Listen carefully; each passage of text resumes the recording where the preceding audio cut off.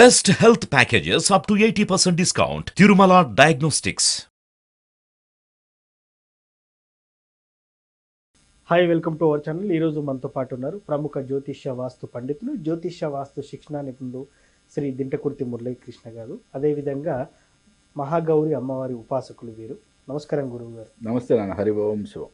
Sir, Bhogi రోజు ఏం చేయాలి? ప్రప్రథమంగా ఏం చేస్తే భోగి రోజు మనకు మంచి ఫలితాలు ఉంటాయంటారు? అసలు భోగి, సంక్రాంతి, కనుమ 3 రోజుల పండుగ, చాలా పెద్ద పండుగ ఆంధ్రాలో కదా. ఫస్ట్ అసలు ఈ పండగకి వచ్చిన ప్రాముఖ్యత ఏంటి అనేది ఒకసారి మనం బ్యాక్గ్రౌండ్ స్టోరీ చూద్దాం. ఇప్పుడు అన్ని పండుగలు, చాలా పండుగలు ఉన్నాయి మనకి. హిందువులకు, హిందూ సాంప్రదాయంలో ఎన్నో పండుగలు ఉన్నాయి. బట్ పర్టిక్యులర్గా ఈ భోగి, సంక్రాంతి, కనుమకి ఎందుకు ఇంత ప్రాముఖ్యత ఉంది అనేది మనం ఒకసారి చూసుకుందాం. జనరల్గా ఏంటంటే పండగ అనగానే పిండి వంటలు తయారు చేసుకోవడము, లేదా కొత్త బట్టలు వేసుకోవడము, ఇదే సాంప్రదాయం అనుకుంటాం. బట్ దీనికి బ్యాక్గ్రౌండ్ అద్భుతమైన ఆస్ట్రాలజీ ప్రకారం కానీ, స్పిరిచువల్ ప్రకారం, ఆధ్యాత్మికంగా కానీ చాలా అద్భుతమైన సాంప్రదాయాలు ఉన్నాయన్నమాట. దీన్ని పెట్టడానికి కారణాలు అవి. మనకి దక్షిణాయన పుణ్యకాలం అయిపోయి ఉత్తరాయణ పుణ్యకాలం స్టార్ట్ అయ్యేది భోగి రోజు. అంటే భోగి రోజు మకర రాశిలోకి సూర్యుడు 0 డిగ్రీలో ప్రవేశిస్తాడు. అంటే జ్యోతిష్యంలో మాకు ఒక అద్భుతమైన పాయింట్ అనమాట. అంటే మన దగ్గర ఎటువంటి అసలు ఏ డేటా లేదు. బట్ సూర్యుడు మకర సంక్రాంతి రోజు ఉదయం 6 గంటలకి 0 డిగ్రీల్లో మకర రాశిలో ఉన్నాడని చెప్పి టక్మని చెప్పచ్చు. అంటే జ్యోతిష శాస్త్రంలో ఒక అద్భుతమైన విజ్ఞానం ఈ యొక్క పండుగతోనే స్టార్ట్ అవుతుంది. రెండవది, ఆధ్యాత్మికంగా వచ్చేప్పటికి మనం ఏం చెప్పుకున్నాం, దక్షిణాయన పుణ్యకాలం మొత్తం వెళ్ళిపోయి ఉత్తరాయణ పుణ్యకాలం. అంటే దేవతలకి మనకి ఒక సంవత్సరం అయితే దేవతలకు ఒక రోజు అంటారు. ఓకే. దక్షిణాయనం అంతా వాళ్ళకి రాత్రి, ఉత్తరాయణం వాళ్ళకి తెల్లవారుజాము, బ్రహ్మ ముహూర్త కాలం. అంటే సుమారుగా 3-4 ఆ మధ్యలో అనుకున్నాం. ఓకే. అండ్ ఒక్కొక్క పురాణంలో ఒక రకంగా చెప్పబడింది కాబట్టి దానికి కొంచెం కన్ఫ్యూజన్ ఉంది. బట్ ఏదైనా కానీ తెల్లవారుజామున, దేవతలకు తెల్లవారుజామున లేస్తారంట. ఓకే. అంటే ఇక్కడి నుంచి ఉత్తరాయణ పుణ్యకాలంలో నుంచి అన్నీ కూడా చాలా అద్భుతమైన పుణ్య కార్యక్రమాలు జరుగుతాయి. ఇక్కడంతా కూడా చూడండి, ఆస్ట్రాలజీ ప్రకారంగా కానీ, ఆధ్యాత్మికంగా కానీ ఒక అద్భుతమైన రోజు అని చెప్పుకోవచ్చు. మరి జనరల్గా సామాజికంగా వద్దాం వచ్చేటప్పటికి, మన హిందుస్థాన్కి, మన భారతదేశానికి రైతే బ్యాక్ బోన్.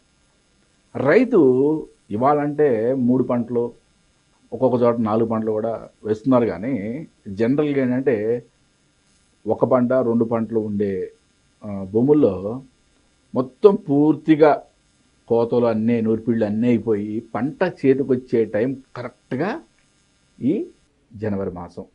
అంటే మార్గశిర మాసం ఎండింగ్లో కల్లా వాళ్ళకి పంట చేతికి రావటం. ఇక్కడ మనకి పురాణాల్లో కూడా, మన సాంప్రదాయాల్లో కూడా చాలా అద్భుతమైన ఒక స్థితిగతులు దీనికి ఇవ్వడం జరిగిందనమాట.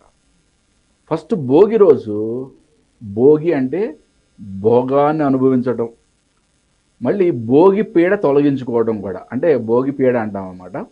అంటే పీడ అంటే మరి ఏ విధంగా తొలగించుకోవాలి? చిన్నపిల్లలకు ఒక రకంగా శాస్త్రం చెప్పింది, పెద్దవాళ్ళకి ఒక రకంగా చెప్పింది, మరి ఇంటికైతే ఒక రకంగా చెప్పింది. ఎంత అద్భుతంగా ఉంది చూడండి. ఇక్కడ పెద్దవాళ్ళకైతే కనుక మళ్ళాంటి వాళ్ళందరికీ ఉదయాన్న తలంటుకొని స్నానం చేస్తే మనకి భోగి పీడ తొలగిపోద్దంట. మరి చిన్న పిల్లలకి చెరుకు ముక్కలు, భోగి పళ్ళు అండ్ కాణాలు, అంటే అనా పైసలు ఉంటాయి కదా, రాగి నాణ్యాలు, వీటిని దిగదొడిచి వాళ్ళకి భోగి పళ్ళు పోస్తారు కదా. ఈ తంతు ద్వారా వాళ్ళకున్న ఆ యొక్క పీడంతా కూడా తొలగిపోద్దని అంటారు. అంటే దీనికి సైంటిఫిక్ ఎనాలిసిస్ ఏంటి అనేది మనం పక్కన పెడితే, మన సాంప్రదాయాలు కొన్నిటికి సైంటిఫిక్గా అందుతాయి చాలా వరకు, కొన్ని అందకపోవచ్చు. బట్ ఇక్కడ విశ్వాసాలు చాలా ఇంపార్టెంట్. మరి ఇంటికున్న భోగిపీడ ఎలా తొలగిస్తారు గురుగారు? భోగిపీడ అనేది అంటే ఇంట్లో ఉన్న పాత సామాన్ని అగ్నికి ఆహుతి ఇవ్వడం ద్వారా భోగిపీడ తొలగుతుంది. ఇక్కడ ఒక అద్భుతమైన విషయం గుర్తుపెట్టుకోండి. వాస్తుశాస్త్రం ఏం చెప్తుంది, ఇంట్లో పనికిరాని వస్తువుల్ని ఒకటే పేర్చడం వల్ల నెగిటివ్ ఎనర్జీ ఫామ్ అవుద్ది అంటాం. ఓకే, అంటే ఒక్కొక్కళ్ళ ఇంట్లో సజ్జాలు కానీ అటకలు కానీ నిర్మించి ఉంటే కనుక ఒకసారి ఎప్పుడైనా ఒకసారి పరిశీలించు. సంవత్సరానికి ఒకసారి కూడా వాటిని క్లీన్ చేసే యంత్రాంగం ఉండదు, అవునా కదా?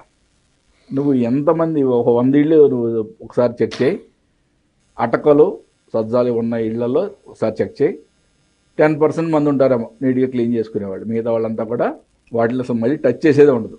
ఓకే, ప్లస్ సంవత్సరాల తరబడి మనం వాడని వస్తువుల్ని భోగి మంటలకి దహనం చేయడం వల్ల వాటిలో వచ్చిన నెగిటివ్ ఎనర్జీని మనం ఆ విధంగా పీడ తొలగించుకోవడం అని చెప్పి మనకి శాస్త్రం చెప్తుంది. మరి ఈరోజే భోగి రోజు ఇంకా ముఖ్యంగా మనం చేయాల్సింది నువ్వుల్ని తినటం. అంటే మన పిండి వంటల్లో అందుకనే మనకి ఈ కాలంలో బాడీ యొక్క టెంపరేచర్ని స్టిమ్యులేట్ చేయడానికి నువ్వులు తినడం అనేది. మరి చాలామంది ఈరోజే చిమ్మిలి ముద్దలు ఇవన్నీ కూడా, అంటే నువ్వులతో చేసిన చిమ్మిలి ఇవన్నీ కూడా అందరికి పంచి పెడతారు. జనరల్గా ఏంటంటే నువ్వులు ఉన్నాయి కదని చెప్పి మిగతా రోజులే తీసుకోరు. బట్ భోగి రోజు అయితే మాత్రం, పండగ రోజు అయితే మాత్రం ఎవరు కూడా ఏం సంకోచించి కూడా తీసుకుంటారు. అసలు శాస్త్రంలో ఏం చెప్పబడింది అంటే, ఏదైనా ఎప్పుడైనా నువ్వులు కానీ నూనె కానీ చాలామంది మనం చేతికిస్తుంటే ఉద్దుతి కింద పెట్టండి అంటారు. అంటే ఎప్పుడు కూడా శాస్త్రంలో మన యొక్క గోత్రనామాలు చెప్పుకొని మనం ఇస్తున్నాం, అంటే దానం ఇస్తున్నాం, ప్రతిగుణాది 3 సార్లు మనం అన్న తర్వాత తీసుకునే వ్యక్తి ప్రతిగుణామి అన్న తర్వాత మాత్రమే ఆ యొక్క దాన ఫలితం వస్తుంది. బట్ అదేంటే మనకి తెలియక ఏంటంటే మనం అయ్యో చేతికిస్తున్న రుద్దండి, నూనె రుద్దండి, కింద పెట్టండి, ఇట్లా అదొక మూఢాచారంగా అనుకుందాం. బట్ ఏదేమైనా కానీ మిగతా రోజుల్లో మన వాళ్ళు ఎవరు కూడా నువ్వులు నూనె కానీ ముట్టుకోరు, అంటే ఎవరైనా ఇస్తే. బట్ పండగ రోజుల్లో మాత్రం అంటే నిర్మోహమాటంగా ఎవరైనా ఇచ్చినా కానీ అది ఒక ప్రసాదం లాగానే లేకపోతే ఒక పిండి వంటగానే స్వీకరిస్తారు. ఇది ఒక అద్భుతమైన విషయంగా చెప్పుకోవచ్చు. ఇంకొకటి భోగి రోజు ఇంపార్టెంట్గా గొబ్బెమ్మలు పెట్టడం. ఓకే, ముగ్గులు వేసి గొబ్బెమ్మలు పెట్టడం. ఇప్పుడు ధనుర్మాసం మొత్తం అంటే భోగికి ముందు నెల రోజుల ముందు మొత్తం కూడా ఈ చిన్న పిల్లలు యుక్త వయసులో ఉన్న వాళ్ళతో ఆవు పేడతో చేసిన గొబ్బెమ్మలు పెడతారు. దీనికి ఉన్న అసలు బ్యాక్గ్రౌండ్ స్టోరీ చాలా తక్కువ మందికి తెలుసు.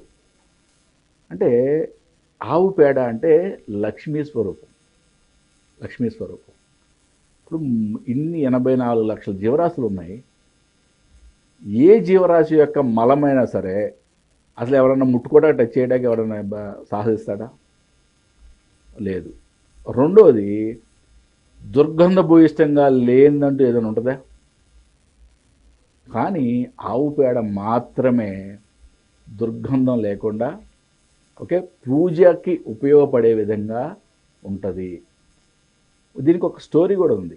లక్ష్మీదేవి అంట ముక్కోటి దేవతలు ఉన్నారు కదా గోమాతలో, గోమాత దగ్గరికి వెళ్ళి నాకు కూడా ఒక స్థానం ఇవ్వు, నేను నీలో ఉంటానన్నాను. గోమాత అందంట, నువ్వు చంచలమైన దానివి, నువ్వు ఒక్కోసారి ఉండవు, ఎటు వెళ్ళిపోతావు కాదు, మరి నీకెక్కడ స్థానం ఏమనంటే ఆవిడందంట, మరి నేను అధర్మం ఉన్న చోట ఉంటే ఎట్లా కుదురుద్ది, ధర్మం ఉన్న చోటకి వెళ్ళిపోవాలి, నేను చంచలంగానే ఉండాలి అని చెప్పి ఆవిడ చెప్పిందంట. అట్లా అయితే కనుక మరి నాకు మలం ద్వారం దగ్గర అంటే గోవు యొక్క పృష్ఠం దగ్గర నీకు స్థానం కల్పిస్తానని చెప్పి గోమాత ఇచ్చిందంట. అక్కడి నుంచి వెళ్ళిపోద్ది కాబట్టి ఆవిడ వెళ్తూ ఉంటుంది, మళ్ళీ ఆహారం దొరకు వస్తూ ఉంటుంది కాబట్టి అక్కడ స్థానం ఇచ్చారంట. మరి ఈ గోమయంతో చేసిన పిడకల్ని అంటే గొబ్బెమ్మల్ని పూజించడం ద్వారా అంటే లక్ష్మీ ఉపాసన పిల్లలకి నేర్పారు. ఎంత అద్భుతమైన సాంప్రదాయం చూడండి. నెల రోజుల పాటు ఈ గొబ్బెమ్మలతో ముగ్గులు వేసి గొబ్బెమ్మల్ని ఉపాసన చేయటం, లక్ష్మీదేవిని ఉపాసన చేయటం. మాసానం మార్గశీర్షోహం, మాసాలలో మార్గశీర్ష మాసాన్ని నేనే అని భగవంతుడు చెప్పాడు కదా. మరి ఈ మార్గశీర్ష మాసం మొత్తం పిల్లలు అద్భుతంగా లక్ష్మీదేవిని కొలిస్తే మరి ఇంటికి లక్ష్మీకాకి ఇంకెవరు వస్తారు? అంటే ఇంత అద్భుతమైన సాంప్రదాయాలు భోగికి మనకు ఉన్నాయన్నమాట. ఇప్పుడు మనం అయితే ఏవేవైతే చెప్పుకున్నామో ప్రతి ఒక్కళ్ళు ఇవి పాటించండి. మనం సంక్రాంతి గురించి, కనుమ గురించి కూడా ఒకసారి మనం మాట్లాడుకుందాం. Thank you sir. భోగి రోజు ఏం చేయాలని చాలా చక్కగా చెప్పారు. Thank you so much. నమస్తే నాన్న. హరి ఓం శివం.